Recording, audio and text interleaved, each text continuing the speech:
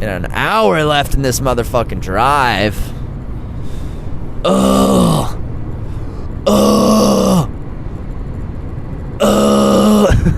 Don't fucking tempt fate by saying your life is good. Don't fucking do that. The Lord will strike you down. The second you know it, you get cancer or something like that.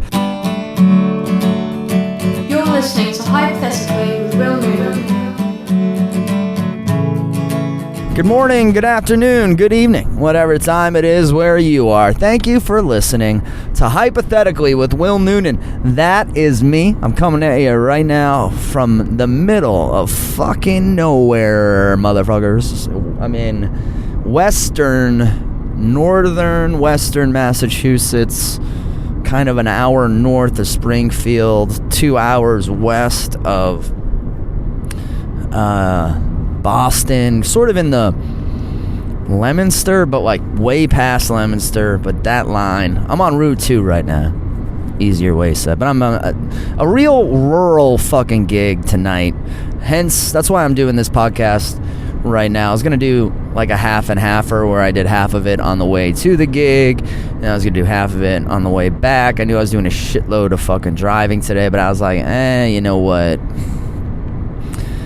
The traffic was fucking hectic getting to the gig. It was a 2.5 hour, 2 hour and 40 minute excursion just to get my ass out there with the Friday traffic and all that bullshit. No real highways and all that. You know, that's the thing with some comedy gigs. They're like, it's so weird. I booked this. I'm happy to book it. I'm working with this guy I don't work with a ton, maybe 5, 6, 7 times a year. Maybe even a little less than that. But I'm happy to book it. It's not like a big money gig though. And I was probably thinking, when I booked it, oh, you know, it's getting towards the summertime. That's when things slow down. I was like, I'll be happy to have that money then. And all that's true. And I am happy to have it. But comedy business is so funny. And, you know, this is kind of old school information, old hat information for comedians. Everyone in comedy knows this. You have great gigs and you have shit gigs and you have medium gigs, and they all kind of go together, you know. I mean, even the guys that do theaters and do these big theater shows, they often go to small time clubs sometimes and do their gigs, but they also go to clubs just to work out. And even I'm sure they get shit crowds sometimes. It's just how it is. It's just how it be. Man, do I wish I brought my bowling ball. I'm just driving by a bowling alley out here right now. Would have loved to have tried it out. Absolutely would have. But I didn't bring my ball, so just to interrupt with what's happening in my head. But comedians know this. You learn it pretty quick in comedy. It's probably the same in music and a lot of other things, I guess. But I don't know. I can only speak for comedy. So it's constantly you're filming a movie one day and you're in fucking Coconuts the next night. You know, it's comedy business. And I was just having one of those days today, money-wise. I was like, did some voiceover recording yesterday, and that pays very handsomely, I guess, you know, for me, for what I consider the amount of work you do. That's the thing. So yesterday I got what I felt like was like almost overpaid for an hour or two in the voiceover studio, and then today I was paid a fraction of that to spend like 5 hours driving and a half an hour on stage. But then there are other times where you do a college gig or something like that and you get paid the pay and the fanciness, all that stuff is ever changing. So I think that's good. I think it keeps you humble. You know, I have doing capo every Monday keeps me humble. I love the gig, but it's for me as a guy on the weekends, headlining, featuring, those are the sweet spots on the show. You know, the crowd's already warmed up. They're ready for comedy. They're excited to see you. MCing a show, hosting a show, especially on a Monday night, the toughest night of the week. It's and we still have fun. I don't even want to complain like I bomb all the time, but it's hard work.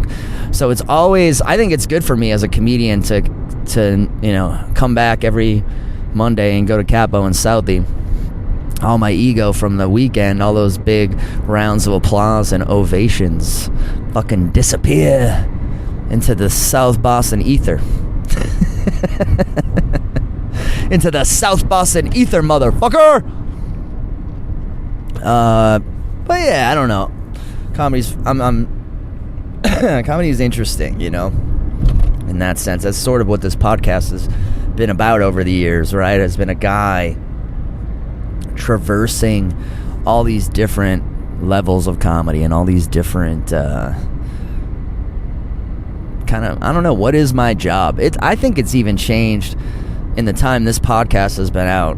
What it is to be a comedian has changed. Even when I started doing the podcast, I think that's something I was talking about a lot. I was like, man, you're a comedian now, you're so many different things. You're a podcaster, you're a social media personality.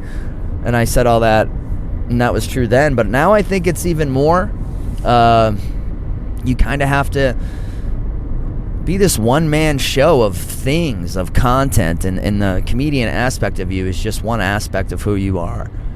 You gotta have the podcast, you gotta have the YouTube show, you gotta have appearances on other podcasts and YouTube shows, you gotta have funny takes on whatever people want to talk about. You go on radio shows, talk about couches, talk about fucking vegetables, talk about fucking sports, whatever fuck people want to talk about, they want your funny point of view on it. And I think that's good. I also necessarily think it's anything really new. I think comedy and show business as a whole have kind of been mimicking, you know, what was going on in the 70s and the late 60s, early 70s into the 80s, which was a lot of, into the early 80s, which was a lot of like celebrities on game shows, showing their personalities on game shows, celebrity what you would call now a reality show, but back then it was just like Battle of the Network Stars.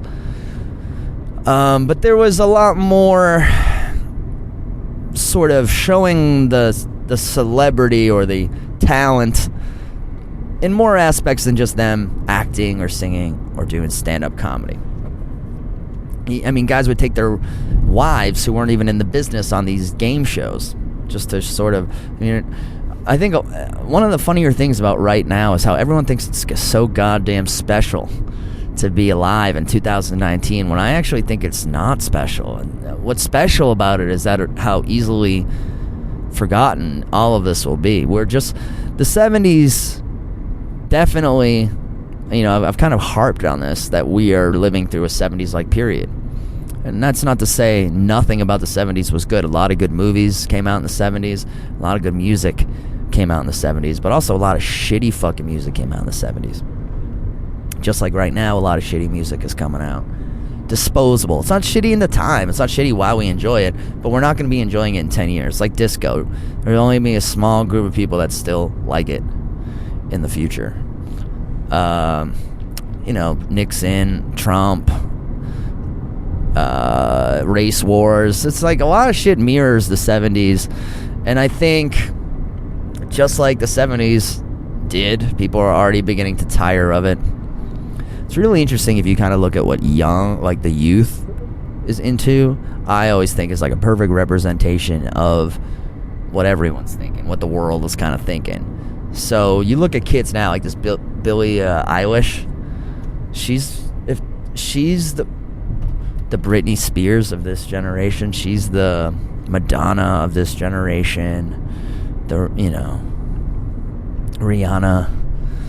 You know, every generation's gonna have that girl pop star. I think for this generation it's Billie Eilish, and I think she's fucking, you know, her and Post Malone being the Mr. and Mrs. right now of pop music.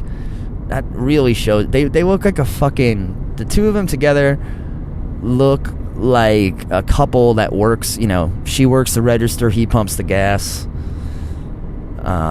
at a fucking Shell station in Worcester or something like that, you know. And hey, I fucking have both of their fucking songs, some of their songs on my, you know, iPod, my fucking iPod, my iPhone, my Apple Music and shit. I listen to them. I'm not saying that they're shit and that they're bad, but it's a representation of a time. If you look at the Beatles, those 10 years that the Beatles were making music, you know, they were representative of the time. When they became hippies, everyone became a hippie. When they grew beards, everyone grew beards. It's like right now, everyone's getting fucking face and neck tattoos, and all the girls are dyeing their hair like green and purple. And that's just the cosmetic stuff and the silly motherfucking clothes and shit. But I think what's really interesting is the vibe, is the sadness vibe. You know, Billie Eilish and Post Malone, other than the song Wow by Post Malone, and even Congratulations, like there's a sadness to it, you know, which is, I just think, indicative of sort of it's not necessarily a national sadness or national depression, but there's definitely sort of a national malaise or a national a little bit of a rough period of time, which I think a lot of people would say the 70s were. Culturally, socially, it's just bumpy roads. Doesn't mean it's fucking the apocalypse like everyone wants to make it out to be. It just means it's kind of not that interesting of a fucking time right now. In the long run. I think that's the thing that people have a hard time with, is that what do you do when there's nothing special? You know, 9/11 was pretty crazy. That was getting to be 20 years ago now. and brought us together, but it also kind of like created a fucking schism in this reality. But I don't know. I just think that stuff's interesting. I'm always kind of keeping an eye. I mean, as I get older and older, I think it's less and less of my business to even care about or know about. But I just always find that kind of interesting. If you look back at history and you look at the Great Depression, people were sad, but they didn't have any means to express it. They didn't have Twitter. They didn't have social media. And people were sad. I think right now people are in a similar kind of mindset as they were in the Great Depression sometimes with working. And you see a lot of people just work their ass off like dogs, barely make any money, and and they live that way and they die that way, which is sort of better than being, you know, waiting in line for bread, but it ain't that much better. But then you get to every day go home and be like, well, at least I ain't waiting in line for bread like those fuckers in those black and white photos. Hey, hon, pass me another scratch ticket. How much is insurance? Good Lord. I don't know. Well, it's too serious and boring to really talk about on this podcast, but it's the kind of thing I think about sometimes when I look at, you know, Reddit. All, you know me, back and forth on Reddit. Is it a good thing? Is it a bad thing? I don't fucking know. That's the real fucking issue. We're just all guinea pigs on this shit. We have no idea what any of this is going to lead to. So, all these side effects of constant being on the phone, constant, and I go on my little runs around, I finish, and then I get right on my phone and I start updating my stats and setting up my photo of my stats to like the Nike app. And that's the moment where I realize I've like left my internal focus and I've entered the external focus, and now I'm sort of out of the zone, or that is good. I sort of like to think about that all the time. I don't know if it's healthy or unhealthy to constantly be chasing what is the right way to live. You ever feel that way? That you're just constantly walking around going like, what can I change? What can I improve upon? Clearly it's a human instinct.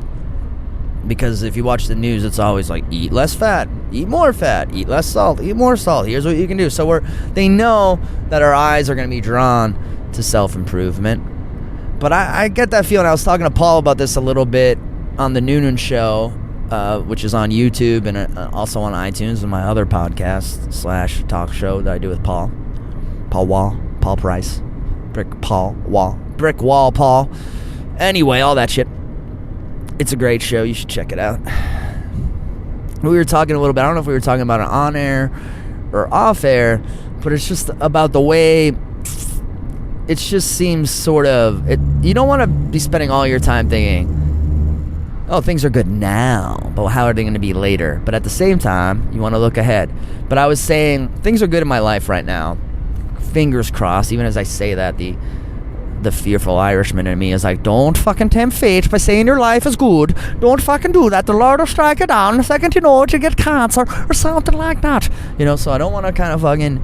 But that's the point. I just want to enjoy things being good without thinking things are going to be bad. But that is an innate instinct that I have in my fucking heart that, man, you know, I'm making regular good dough right now, doing some Honda ads on the radio and on TV.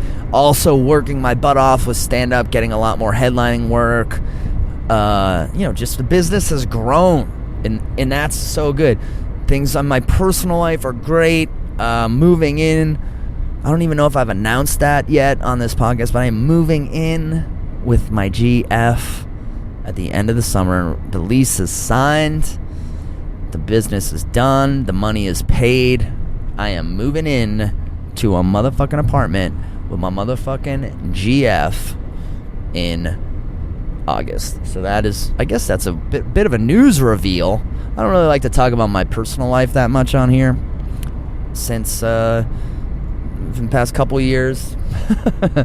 But it's that's something I can share because that's going to be a big change, and I'm very happy to be doing it. I'm only moving a block away from where I live right now in South Boston, so I'll still be in Southie. I'll still be doing the show with Paul. Not a lot's going to change as far as my in that respect of, you know, radio shows and where I park my car and shit.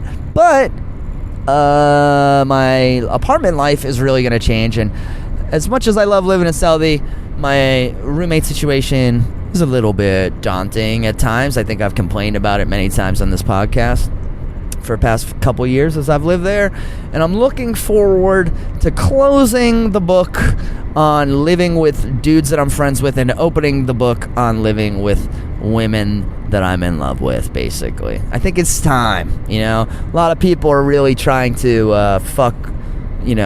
fucking poison my brain. That's a big part of life and manhood is people saying, hey, Will, you're moving in with your girlfriend. Hope you guys don't break up. Hope you don't fucking get married and then get divorced. I hope you don't get married and then have a kid and that kid gets sick. It's like they start giving you all these weird... That last one is obviously a joke, but I'm like, if you want to take it that far, you can. You would just love to... But I guess that's life. I always hated that kind of ball busting. The kind directed at me, you know? But people do like to do that. Oh shit! I when someone says something to me like, "Oh, my wife's pregnant," or "Oh, I'm getting married," or "Oh, I'm gonna propose," or "Oh, I'm gonna," when something like that, I always try and go, "Oh, good for you, man. That's gonna be great." Even if I don't believe it, I like to try and send them out good wishes, pat on the back, you know. But so I was kind of saying to Paul, can't remember if it was on the air or off the air, but I was like, man, I can't help but feel like, all right, finally got some money in the bank. Things are good with the girl. I'm working towards the future. I got some good things coming up. Can't help but feel like something really bad's about to fucking happen. Like it's, or almost like I deserve something bad to happen because I'm using up all my goodness tokens right now or something. And philosophically, I can't kind of decide whether I can't really decide if that's good, like that's keeping the hunger alive and like keeping your eye on the horizon and keeping you prepared, or if that's just bad. And not only bad like, oh man, that's gonna make you an unhappy person, but bad in the sense of like that's what keeps you poor, bro. That's what keeps poor people poor and low people low, and that's what keeps, you know, the lower class from climbing to the middle class to the upper class. Is like this weird fear of, well, I don't want to get too successful or be too happy because then, you know, karma or whatever. It's not obviously at the wheel of your mind. It's not this big clear thought, but I have like this slight little, it's tugging you backwards, you know. It's kind of the fear of success or the fear of, you know, more happiness or more things lead to more things, and that can be scary, but that's just not how I'm really thinking these days. Or not, and I haven't been thinking that way for a long time. I just try and take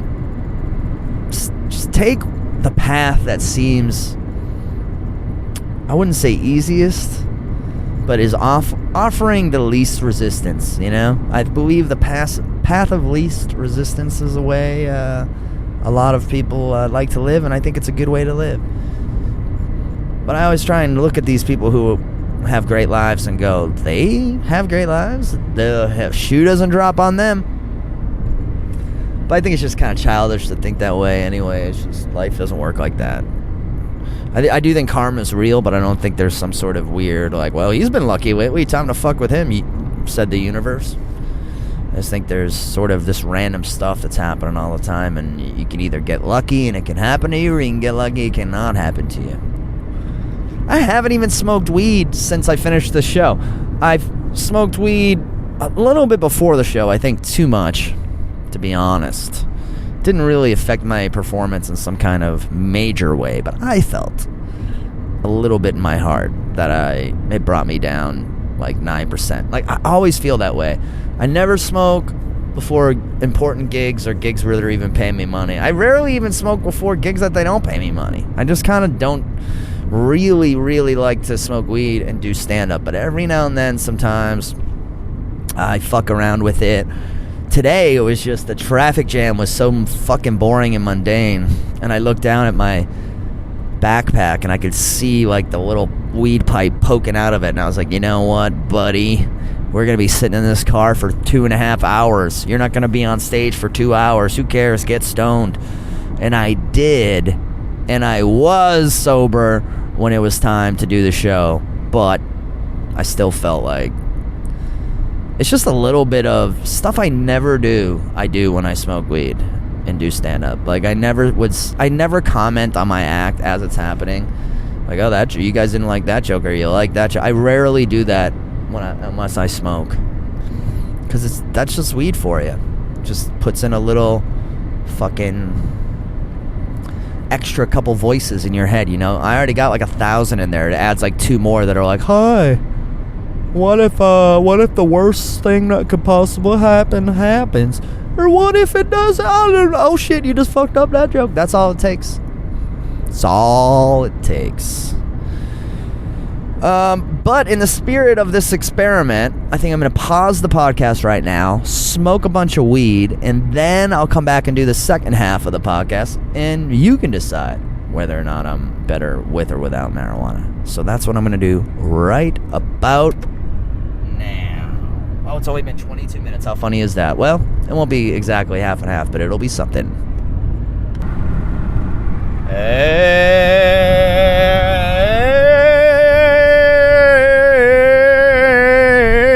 I'm back, motherfuckers, and I just smoked some weed.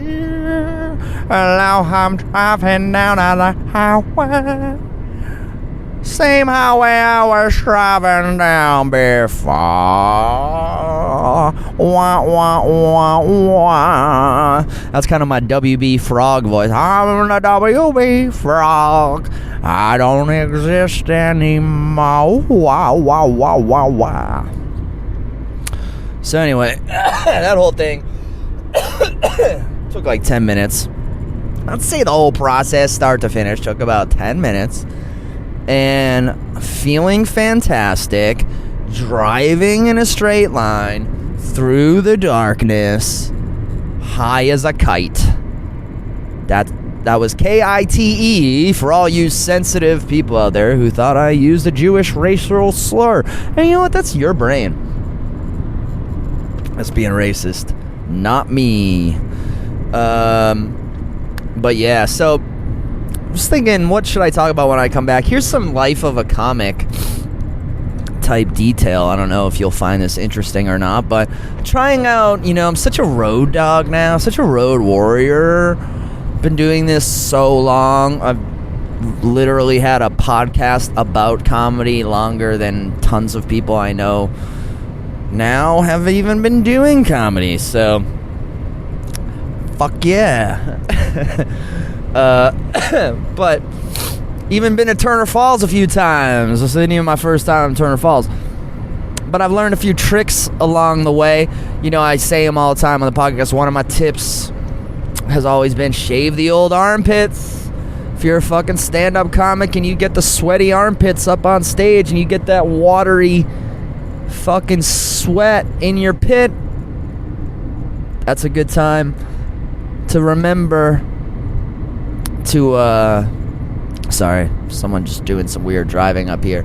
You get that watery sweat in your pit, that's a good time to fucking shave those things. The other thing that can happen to comics that I deal with is you can't decide, do I want to wear sneakers to my show tonight and have, comfortable, free vibing feet all night long where my feet feel good?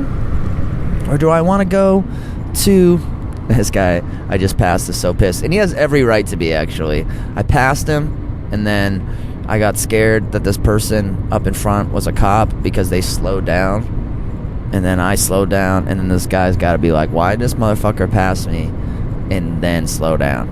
And you know what? It's because I'm a fucking stoned dickhead. I'm a straight up SD, bro. I'm a straight up stoned dick. I'm sorry. Lo siento, amigo.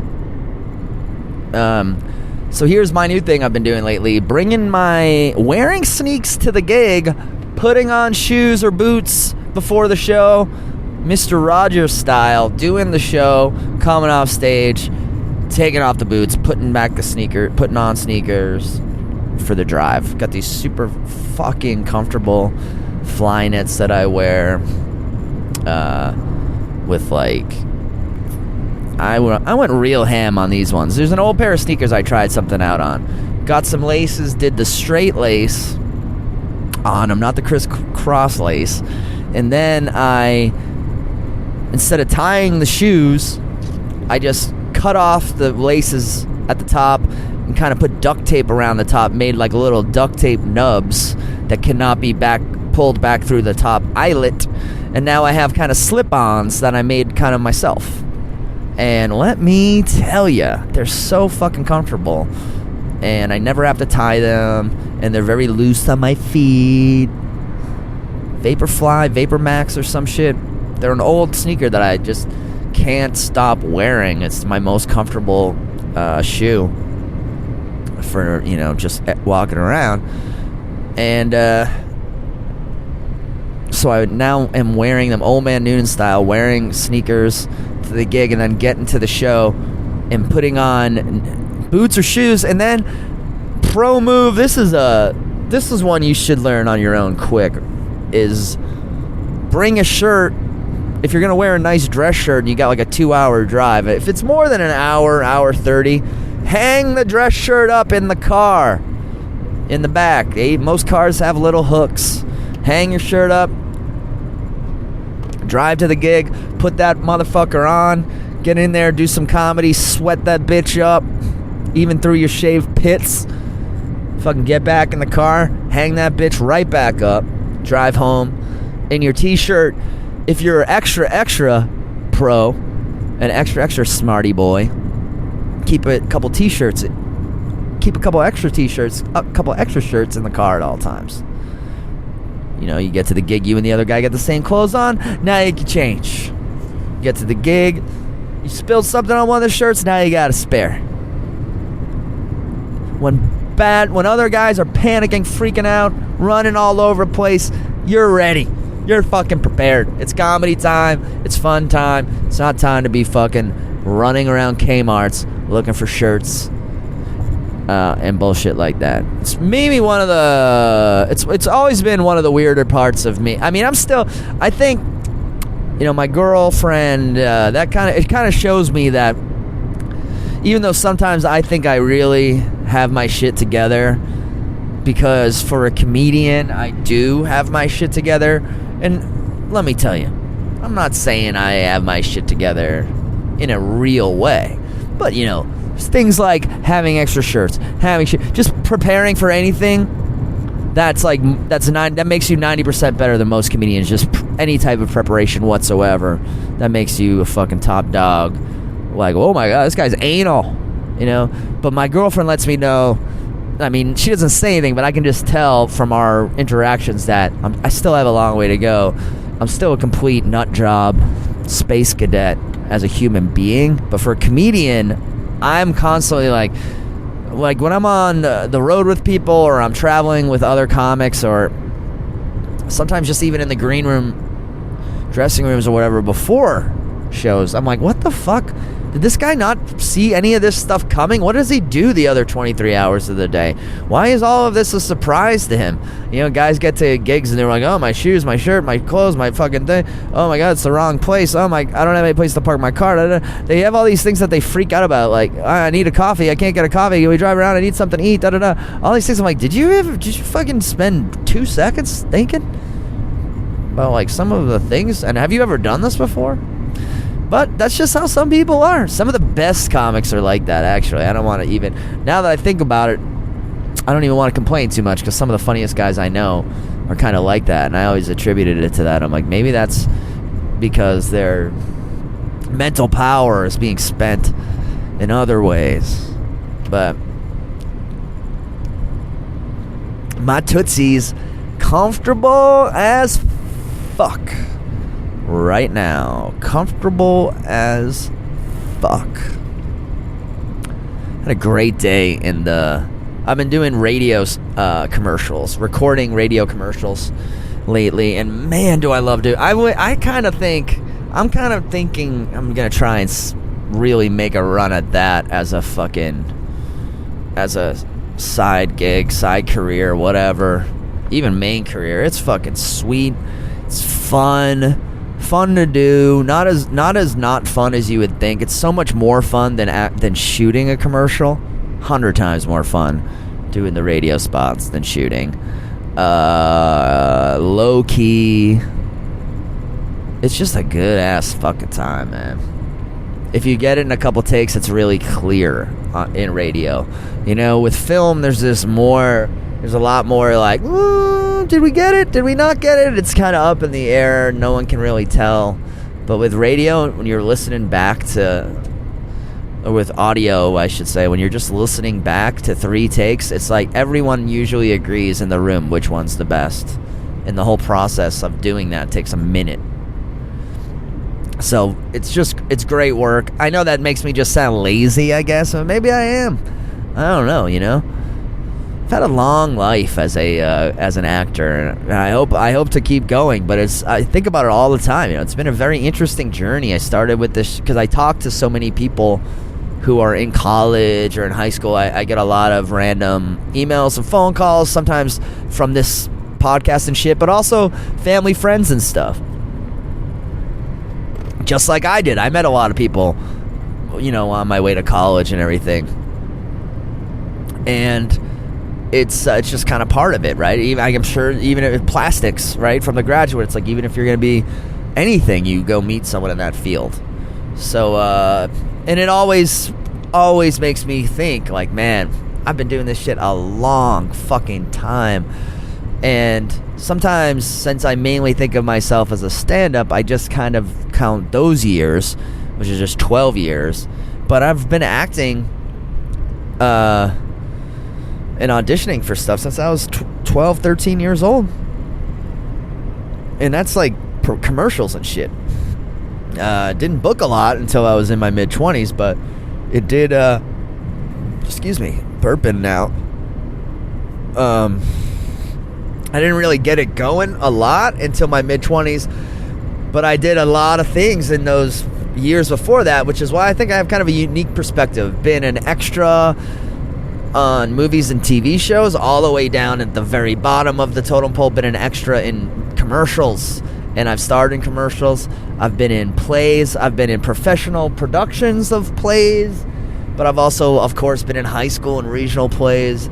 I've been in student films. I've been in independent films.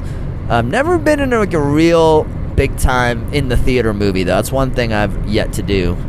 I was an extra in something like that when I was a little kid, but I don't really count that. You can't even see me or anything.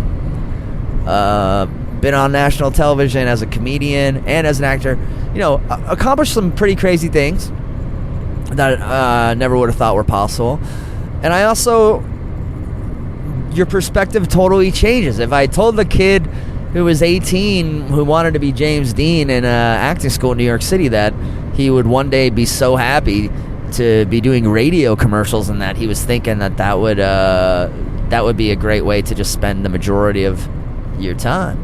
I think that guy would be fucking bummed the fuck out. He'd be like, oh my God, I thought I was going to be a movie star. I thought I was going to be, like Ben Affleck and Matt Damon, fucking taking Oscars home to Boston and just being a star. And, it's like, hey brother, fucking things change. That can still happen, but that's just, the funny part is that that's just not even as appealing as it once was. It's not even in my head as something like, oh God, I hope that happens, You realize what that stuff is and you're lucky to even be in the game is the point. You go from wanting to be Michael Jordan to being like, I hope I'm Brian Scalabrine. I hope I make it to the NBA. I hope I'm not playing in Europe. We're all lucky to be able to do what we want to do. And you get lucky. You find more more fulfillment in things than you think you would, It's very odd. Growing up and maturing, very fucking odd. I know a lot of young guns listen to this podcast. I love y'all. And I actually think if you're anything like me, you probably have some kind of idea that you don't know it all yet and that you'll figure it out one day, and you will. Don't freak out about it. Just keep going. Do the best you can, right? At any age, that's all you can ask of yourself, is to just do your best. DYB, motherfuckers. How about these Snapchat filters that are just gripping and ripping right now? Snapchat killing it with the filters. So I'm walking down the street last week, and my chick sends me a picture of her and her friend hanging out, and they both look like dudes. And she's like, there's this Snapchat app that just came out where you can change the way you look, make yourself look like a man or a woman, and it's pretty amazing. You should do yours right now and send it to me. So I do mine. I gotta say, like a lot of guys out there, I was fucking shocked at how beautiful of a woman I was. This guy in front of me, I don't know if he's drunk or what. He's all over the break. But I made a pretty beautiful chick. I did look a lot like my mother and sister. It was weird. It was very weird. I think my girlfriend was annoyed at how much I was like thinking I was attractive. Like, man, look at me. Posted it on my socials, and it was like, look at these comments. Look what people are saying. And I could tell she was like, geez, get over yourself, bitch.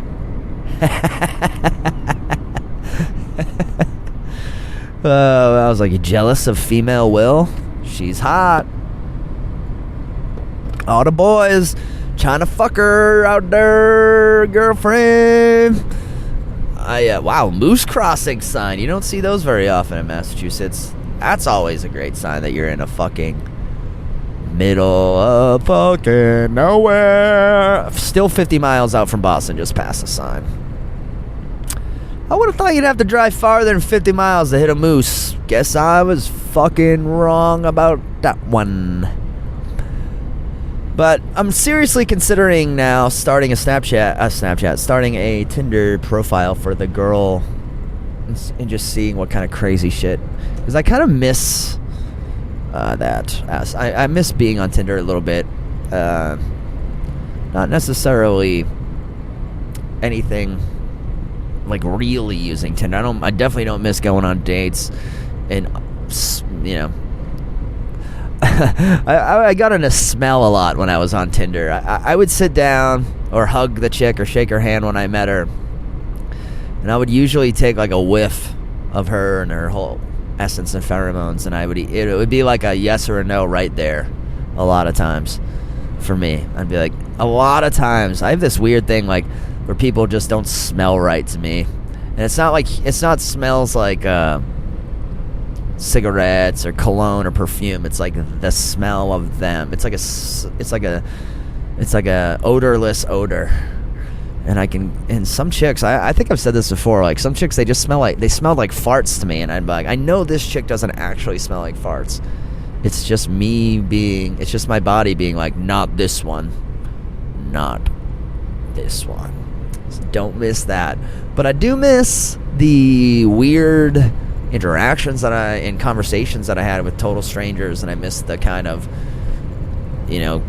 clearly someone's hammered and they're out of their fucking mind or whatever. It was just fun. It was fun to mess with people, fun to get messed with. So, thinking about doing that. I don't know how...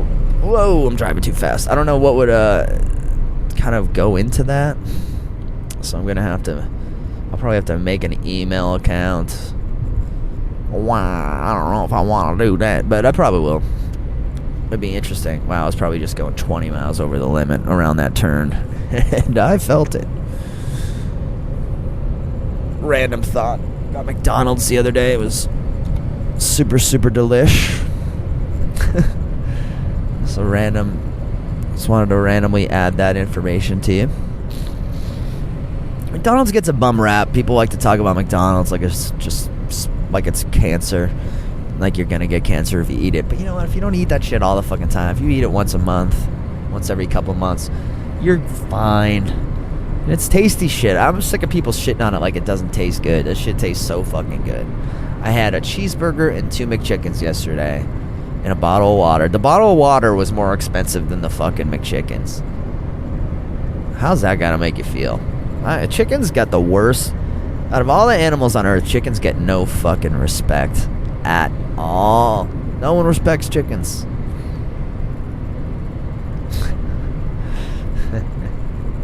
It's the fucking most hated animal out there. We just eat them without thought all the time. I do too. I think of chicken, I think of chicken the same way as I think of like potatoes. Yeah. It's just the thing that's in everything that I eat. It tastes good. Ate a shitload of chicken nuggets last night. Organic. Don't worry. Purdue organic chicken nuggets. Pretty damn fucking good. Pretty damn fucking good, motherfuckers. I wonder how long I've been doing the podcast. Obviously, it's been a couple weeks. Rarely do 2 in 2 weeks, but I always kind of lose my sense of how long I've been talking when I'm not doing them super frequently. When I was doing them every single week, oh boy, could I always feel that time. Ooh, still got about 15 minutes or so to go. And an hour left in this motherfucking drive. Ugh. Ugh. Ugh. I wish someone would make a documentary about a comic of my level. Not a super famous guy. Not a fucking superstar. Just a regular old comic. Because I actually think my life is kind of interesting. That's why I do a podcast about it. But I really do think people would find it, not even just me. If you had like me, Tony V, Trisha Ald, Andrew Delvoe, like you get comics of all walks of life and all levels. Maybe like Andrew's brand new. You got me kind of getting into my, I would say maybe even getting into my prime right now. Coming into the prime, motherfuckers. I'm not even there. I haven't even reached my prime yet. Tony, of course, already super great. But we all travel a lot in these, not necessarily same ways as everyone, not like Dave Attell's on airplanes every single weekend. We're doing just a lot of driving. But interesting shit happens to us. And these drives are interesting, and the fucking, well, maybe they're not. I'm really reaching now, because I just drive through fucking Massachusetts and New Hampshire and Maine and Rhode Island and Connecticut and New York and Pennsylvania over and over and over and over and over again. But I always think it would be an interesting, if someone followed me around, if like 2 guys with cameras followed me for an entire year, I do think it would be a very interesting documentary at the end of the year. Because it's just super, wacky shit. Even if, like, just the shit that happens randomly that I happen to be around because I'm in different places all the time. Just that alone would make for an interesting documentary. So if someone out there wants to finance that, I think that'd be a great idea. That's free idea number 1 for y'all out there. Free idea number 2. I want to do a motherfucking comedy special that is like a lot of people are doing Schultz style right now. Schultz kind of invented this new style of special where you just put out tracks as kind of like YouTube videos and pump those and then sell the album separate. It's like a whole new type of way of doing things. I think he's onto something huge. He's a smart motherfucker. He knows what he's doing. I think I want to try something kind of like that, but a little bit different, where there's sort of a Louis element, like the television show Louis, where he would sort of do his act and then it would go into these kind of scenes. I want to do something like that, I think. That's what I was thinking today. I was like, I think I want to write, star, and direct something like that, where it's like my act, but it's also like these little vignettes that are interesting and kind of weird and have sort of some musical elements and some acting elements and some even dramatic elements mixed in. That's good idea number 2. If anyone wants to finance me for that shit. Good idea number 3 is just send me $1,000 and I'll invest $200 of it for you and keep the rest as a fee, and let's see what happens. That's the last idea. That's my last free idea. It's not as good as the first 2, but I believe in opening with the good stuff. Opening with the good stuff. Been playing so much fucking Fortnite this year, guys. I love Fortnite. I love the new season of Fortnite. Season 9 of Fortnite right now. Future. But played a lot. Yesterday they got John Wick. They had a Marvel. Oh my god. It's just a good game. Gotta say that. Just gotta get that in here real quick. That I know it's basic and I know it's like everyone plays and it's the what do you call it? Fucking most popular game in the whole country and everything, in the whole world. But it's for a reason. And I really dig it. I think I've gotten overly excited about video games in the past, though. I really thought Pokemon Go, that may have been the biggest adult sort of, that may have been the wrongest I've ever been as an adult about how popular a thing was going to be for how long. Like, I really thought that Pokemon Go was just going to be crushing it for decades. I was like, this is just such a fun way to play a game. This is a new future. This is going to open up this technology. So many people are going to use it for so many different things, and there's so many different ways. I was just fucking wrong. Just faded out. Fucking, it was a fad. It came and went.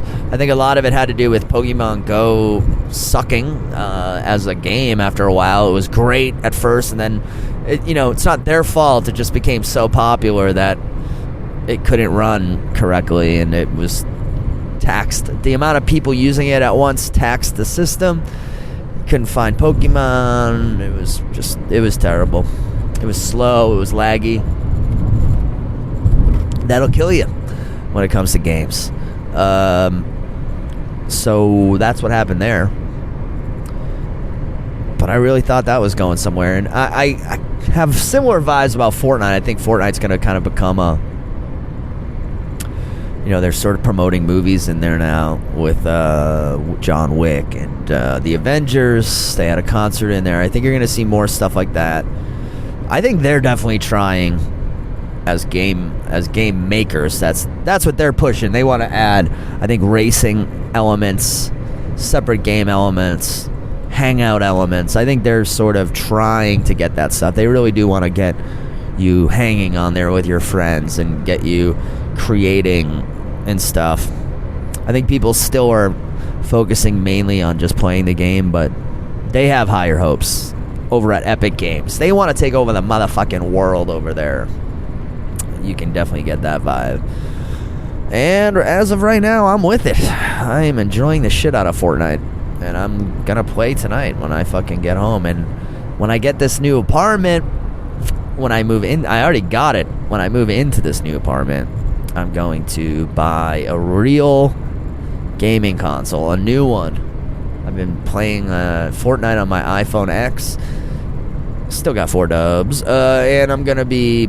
And I play, like, a lot of my FIFA and other games that I play on a fucking PS3 from back in the day that barely works anymore. So, it's time, treat myself to an adult gaming system, a current one. And I also think, you can sell it to the old ladies and the girlfriends of the world by saying, hey, we gotta watch Netflix on something.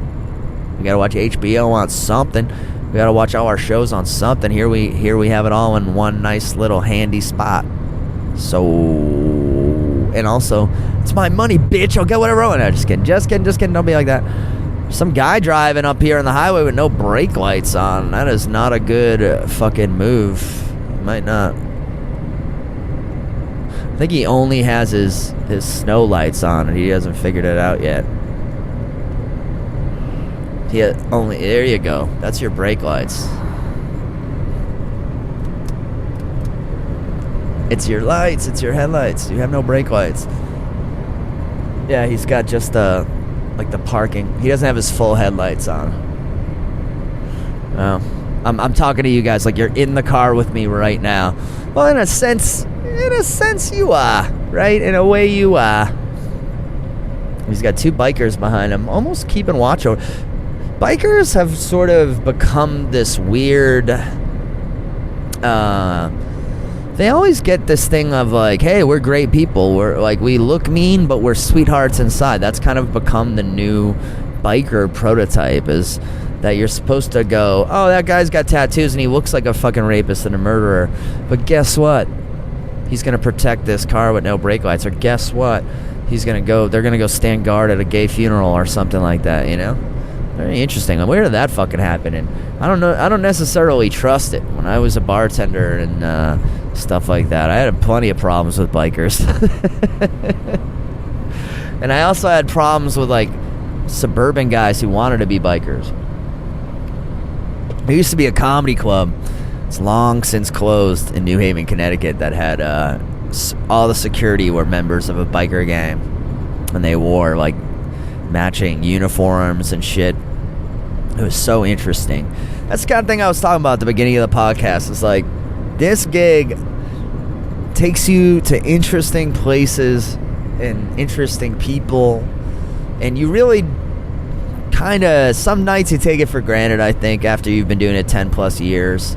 Like tonight I was in this really cool old theater. I'm going up the rickety old staircase in the back. I'm hanging out with a guy from The Sopranos. I'm like, it's all just another day at the office. And as I was walking up the steps, I'm like, it's so fucking cool that I get to do this every day. Like, I'm a lucky motherfucker. I really am grateful for that. That I get to, even though, like I said on the podcast earlier, I'm afraid everything's gonna fucking drop and I'm gonna get kicked in the dick. I am grateful for the fact that I'm lucky enough to do shows, to get to hang out in cool old theaters, to get to hang out in recording studios and with fun, like, writers and producers and people who are actually cool. And it's just, I'm a lucky motherfucker. I got a great girl and I got great fans and I got cool people on Twitter, and it's been like a year of like really not being negative on Twitter, and it's paying off, and I know people like it, and things are just good. So fuck it, saccharin, fucking cloying, maybe, fucking who gives a shit. That's how we're gonna end this week, motherfucking, on a positive note. I'm happy, things are going good, we're heading into the summertime. God knows what's gonna happen, right? But we're in it together. Remember, if no one ever told you, no one ever told you? I know someone's told you. No one ever told you? And if no one told you they love you today, I do. Peace out, motherfuckers.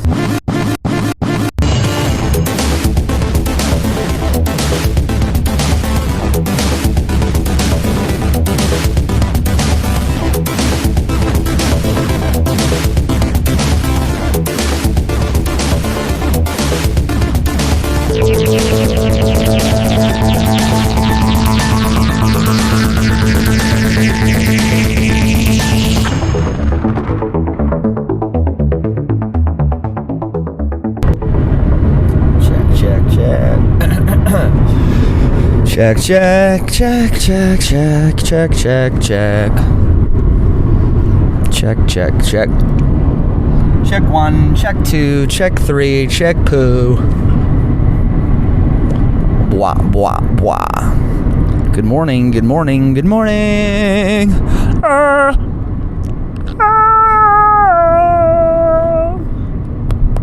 3, 2, 1, 3, 2, 1. Good morning.